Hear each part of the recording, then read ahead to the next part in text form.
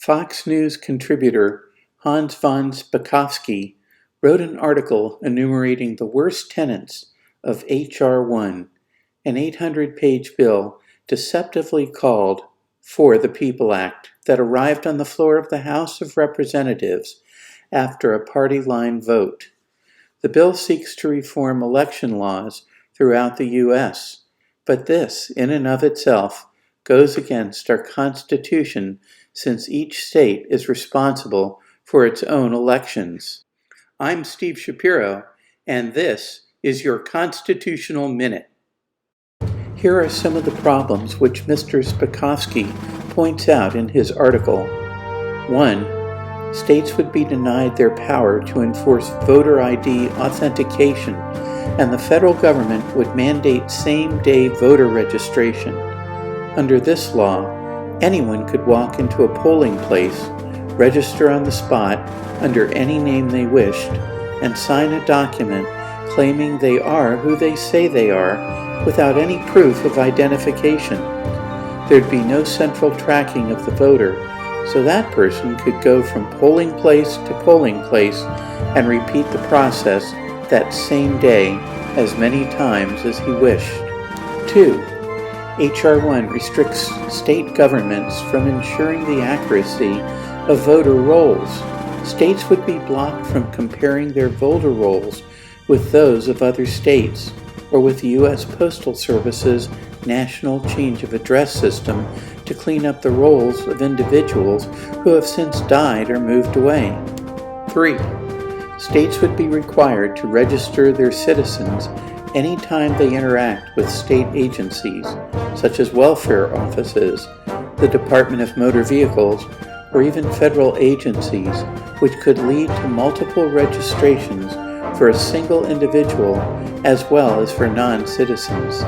4. States would be required to allow online voter registrations, opening up the likelihood for voter fraud. 5. The Internal Revenue Service would be authorized to investigate policies of nonprofit organizations when they apply for tax-exempt status. We saw that happen during the Obama administration when many politically conservative organizations were denied tax-exempt status. 6. Public funding programs would be set up for candidates running for Congress, so taxpayers would be forced to fund candidates with whom they strongly disagree. The For the People Act sounds like it is something that would benefit our nation's citizens, but it's a wolf in sheep's clothing and should be renamed the In Support of Voter Fraud Act. It has nothing to do with making things better for the people, and everything to do with enabling corrupt backroom party politics. But if you give a horrible bill an altruistic title, there will be enough uneducated people who will assume the bill is there to help the people.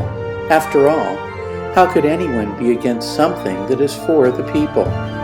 Over 200 years ago, our founding fathers gave us a fail-safe election system where each state had jurisdiction over its own government and election process, a system that could not be influenced by a central government or the party in power of that government.